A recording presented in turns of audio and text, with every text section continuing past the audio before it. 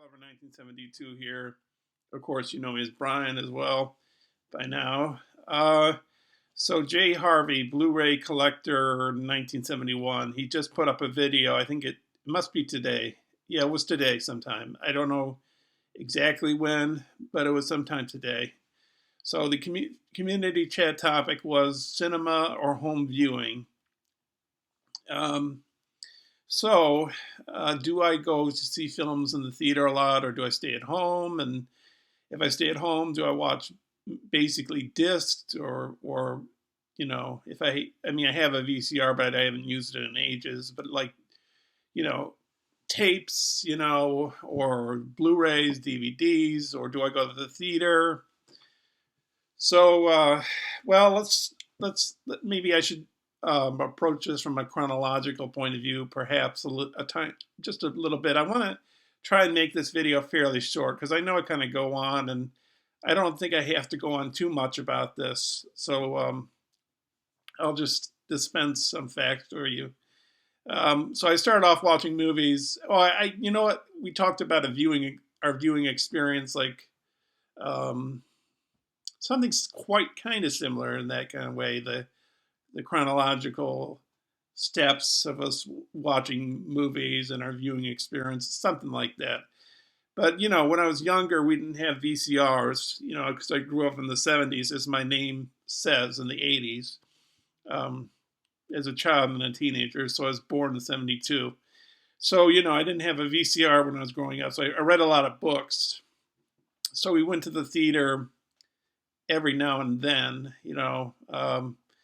but I guess I didn't really see films on a more continuous kind of, more continual kind of way until maybe I was a teenager, until we got a VCR, and then we take tapes out of the, before there was a Blockbuster, there's other video rental places, and we would take them out of those places and watch them. I mean, we watched, like, one of the first movies I think I remember us watching as a family, and I don't think it was a VHS. I think it was a beta player, and we had to borrow the beta player from the rental place and return it to them. So that was Superman 3. So that was like the first maybe one of our first viewings on a tape, and then we got VHS player, and then one of the first VHSs I ever got was 2001: A Space Odyssey in the terrible pan and scan. So it chopped off, the letterbox, the rectangular widescreen format that you would have seen it in the theater. So we saw things. When I was a teenager, we went to the theater for certain movies. We saw Last Emperor, and we saw War of the Roses, and we saw Indiana Jones and the Last Crusade, and a bunch of other movies, Police Academy, some of those movies, Legend, Platoon, Commando. Commando, I think, was my first rated R movie, or maybe it was Terminator. Maybe Commando was theatrical and Terminator was on video. Anyway, so I guess that's sort of going back. So then I started buying movies in the '90s and on VHS, and then when I got a DVD player in 2001. Then I started buying DVDs, and I'd say most of my collection is, maybe, I'm just guessing it, but it's like 75% DVDs and about 25% Blu-rays. Yeah, so I guess I'm sorry if I'm digressing a little bit. Maybe that's not quite what the topic is. So what do I prefer? Do I prefer going to the theater, or do I prefer going or staying at home? And my answer is, at the moment, basically staying home these days. It's basically because the rent where I live is incredibly high. So it's not realistic to go to the theater. The place I lived previously, I went to the theater a lot with my friends. Like, we would go down to the Jacob Burns Film Center like 3 times a week or 4 times a week. So I would see a lot of independent or foreign movies and some Hollywood stuff. And we would also go to the multiplex and see films there. And there was an art cinema near where I live as well that showed independent cinema, foreign cinema, and it showed Um, so every now and then a Hollywood type movie, more of the bigger movies. Um, but yeah, I mean, the experience. I've noticed, in in this day and age, when you go to like a multiplex, and even in some of the art theaters, they've put a lot more thought into like how the seats are made, and like, when I was a kid, they didn't have what do you call those things? Cup holders in the seats, and you couldn't recline back in your seat, and it was kind of different. Um, so and now they sort of gone to other extremes. They give you hot dogs, they give you chicken fingers at the multiplex. They you can buy like Slurpees and ice drinks, and you can buy bottled water. I mean, it's a completely different scenario. Um, I think with the multiplexes, the actual theater itself makes money on their concessions, and they try to work ways in how to get those concessions done. So they offer you more popcorn for less money, or they give you a, what's that card called? I have it in my wallet, I think. AMC rewards card. So if you spend up to like $50, now maybe it's $100, you get like $10 off your next movie ticket, or your concessions where you don't have to pay and then it kicks back in. You have to pay again. So yeah, I remember really enjoying the movie experience, and we would go and watch movies, and it'd be a lot of fun, my friends and I. So these days, what I do is I buy Blu-rays, basically Blu-rays now, because I have a Blu-ray player, so there's no need to buy DVDs anymore.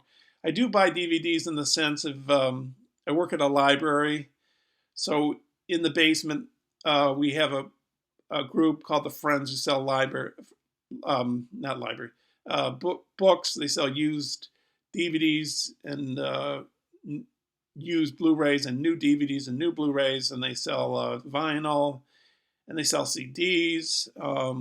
So I picked up some stuff from there, and I've picked up a few free things from where I work, and we have a not a bad collection of movies at the library where I work, which is the next town over from where I live. And the town where I live, the library there, it's a larger town, so it has more types of people in it. So there's a lot of foreign movies. There's a lot more everything. There's a lot more TV. There's a lot more um, drama and horror choices. Not that our collection where I work is bad necessarily. It just has more where I live, the town where I live. And they also, the town where I live has a special Blu-ray section, so that they really push the Blu-ray format. Yeah, so I really enjoy watching films at home. I mean, I have a flat screen television. Um, it's like maybe it's a yardstick wide, maybe. Um, and I know some people have told me buy 4K TV and player, but I'm not doing that because I don't want to sink more and more money. I've got other issues. I've got other things to attend to, like saving for a trip to Japan. And I don't know if I'll buy more guitar gear. Um, Other issues might come up, and I have to prioritize the way I spend my money. But I really, I don't feel terrible not being able to see the films anymore. Um, it's a much better situation where I am right now than where it was previously. Let's just put it that way. But I don't want to get into details of that. But anyways, if I could, go to the theaters, maybe I would. I enjoy the viewing aspect at the theaters. But the costs of going to the theater, it just doesn't work out mathematically for me now. I have gone to the arts theater near me sometimes with the Connecticut Film Festival. Um, I have watched films for them, for screening purposes, and But and you know, they have their Connecticut Film Festival events where they show films, and I've gone to those in the past. But I really haven't gone back to the multiplex. I haven't gone there as well for regular movies for quite some time. And it's just the way it is. It's a situation. I think it's a financial situation that makes me decide that I have to watch films at home. And it's not really a bummer to me because I have a large amount of resources. Oh, I also have streaming services like Netflix, but I also have, and I love, you know, Netflix has a lot of options. I like, but I also like Criterion Channel, which is the extension of Criterion Collection, so I can watch films that I don't have that I don't have on disc, like that Wim Wenders movie, Until the End of the World or whatever. That's 5 hours long, and you can watch it on Criterion Channel with all the special features.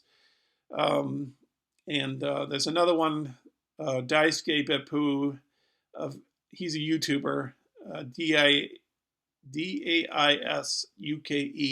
and his last name Beppu. And he does a lot of live streams and videos. He's located in Tokyo, Japan. Anyways, he recommends a film very highly. I still got to put it on my to watch list, but it's A Bright Summer Day. I think that's the name of it. It's like 4 hours long, and I like to watch long movies. So this Wim Wenders film is almost 5 hours long. But they're both on Criterion Channel. Some other films that friends of mine have recommended to me, Il Sorpasso, Tempopo, they are also on Criterion Channel. Some of them with the special features as well. And they also have other films that are not in the Criterion Channel. They also have, they cover theaters around America. And one of them happens to be the place where I used to go to all the time, Jacob Burns Film Center. And then they have special material like on women filmmakers or queer cinema or African American cinemas, because it's filmmakers, African American filmmakers, because of being Black History Month in February. You know, just they have double features. Oh, that's another thing I like to say. I like to do double features. So, I'll end it with that. So, you know, Criterion Channel has a Martin Scorsese section where he curates and chooses these movies, which are also in box sets. This is World Cinema Project. I don't think all the films on the box sets are on the box sets. The remainder might be on the Criterion Channel. And they take things off, but they also have other things. They have some great Melville films on there right now. They have some great Fassbinder movies on there.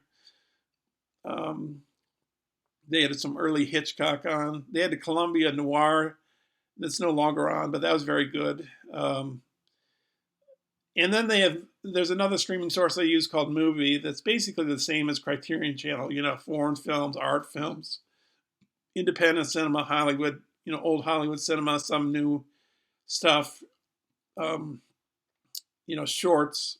And they only have 30 films a day. One day they take one off, and the same day they put another one on.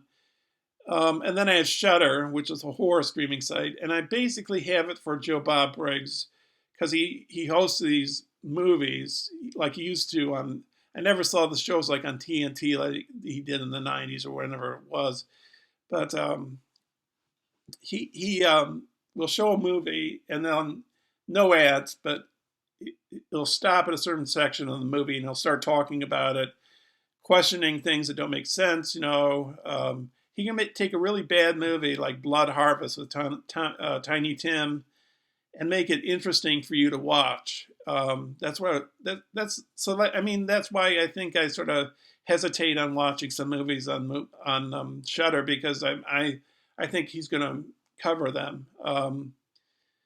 So you know, so I like watching Shudder for basically Joe Bob Briggs. He has some funny jokes he tells during the show. He has some commentary that's separate from about the movie itself that he's covering. It's just about life in general. That's pretty cool. And he has mail given to him by Darcy, the mail girl, from loyal fans of his, And he's published some books. I've seen him in public a few times. He was hosting the Texas Chainsaw Massacre at the Alamo Drafthouse. That's a good place to go if you're thinking of a great movie theater to visit. Jacob Burn Film Center is one in Pleasantville, New York, which you can reach in New York City through taking the Metro North there. Metro North is like right across the street from it. But there's an Alamo Drafthouse. There's a bunch of them. There's a few in Texas. There's one in Yonkers, New York, which is the one I've gone to. And the Drafthouse obviously indicates that it's a place that they also serve alcohol. But anyways, they do show new Hollywood films, but they also show cult favorites. So I've seen a bunch of movies there. Maybe I've seen like 15 films, like RoboCop, I think I saw Scarface there with Pacino, Amelie, Heavy Metal, which I hated, Boxer's Omen, Shockwaves with the director Shockwaves there. It's a Nazi zombie film, a really good underwater Nazi zombie movie. He signed a poster that he was giving out. I bought the film because I loved it so much. Let's see, what else did they show there? And then Texas Chainsaw Massacre they showed there with Joe Bob Briggs being present, and that's his favorite movie. And they serve you food while you watch the movie. It's kind of a little annoying because you have to pay them the tip and everything when the credits are rolling. I like to watch the credits, and that's not too big a thing though. But they will throw you out. First off, they won't let you in after like 10 or 15 minutes. After the movie started at like 15 minutes in or 10 minutes in, they won't let you in. And if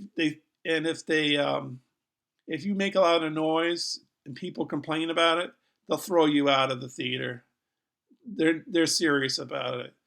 And my friends and I, when we went to see movies a few years back, we didn't talk when we watched films. We sat there and we watched it, and then we would discuss it afterwards. And I always like to see a movie first and then go eat someplace, because I have a problem.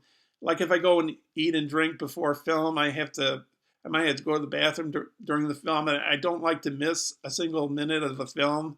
I like to see the whole film, even the credits. I'm so crazy about movies that, like, if I watch a movie, I have to watch the credits, even if I've seen the film 10 times before. That's just the way I am. Okay, and then I'm going to wrap this up now.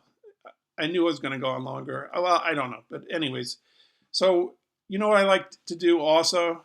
I like to do like double feature days. Sometimes I will watch 2 films in a day. I really enjoy doing that. Yesterday I watched 3 films in a day. I'm going to post some stuff up about it. It's pretty soon, maybe post some stuff up on Facebook and YouTube. But I watched a Jean-Pierre Melville film, who's a great director, great French director.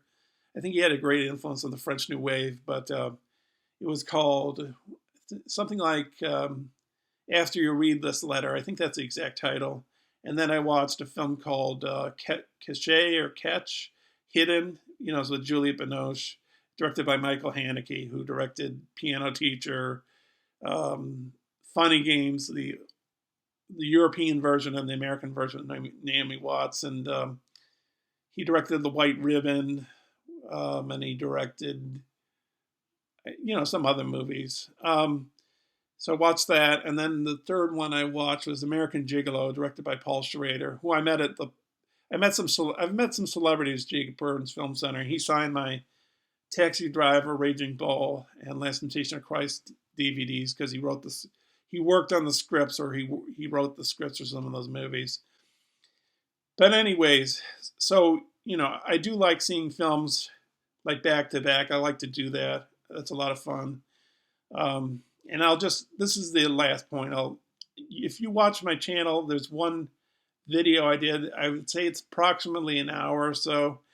It's my Ryan Chataway 24-hour movie marathon. I was going to do it in 2019. I looked at Ryan Chataway's video with the guidelines, and I might still do it. And I know Ryan Chataway probably, well, I don't know. I have no idea if he will or will not. But I assume he's going to be on at some point fairly soon on YouTube. Oh, his channel is Ryan, Ryan, and then his last name is Chattaway,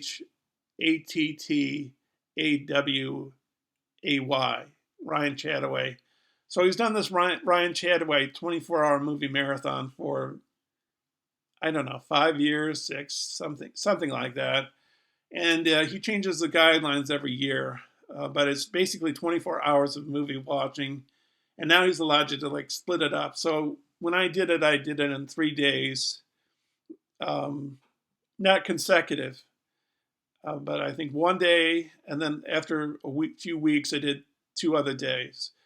And I did it in 8-hour blocks, but you can do it like in one 24-hour block, or you can do it in two 12-hour blocks, or you can do it in what I did was 3 8-hour blocks. So some YouTubers have done the Ryan Chataway marathon, 24-hour movie marathon, and sort of picked up steam. You sort of show the food you're eating while you're going to be watching the marathon. So, you would talk, after you watch the movie, you'd say what you thought about the movie. And he has like guidelines like watch a movie that's over 3 hours long, watch a movie you don't want to see. The new guideline for last year was watch a movie with stop motion animation, watch a documentary. So anyways, I've gone on long enough. Thanks for watching. That's just my way of looking at movies. I really do enjoy watching movies. Obviously, that would be evident by the Kubrick Lover and the Hitchcock symbol on my channel. So anyways, thanks for watching. Probably do another video fairly soon on Butch Cassidy because I'm behind on that. I've been watching streaming videos that expire at the end of the month. So that's why I was watching like 3 last night, 3 in a row. That's the reason for that. So anyways, I chatted long enough. Comments are welcome, and I'll see you soon. Bye now. See you later.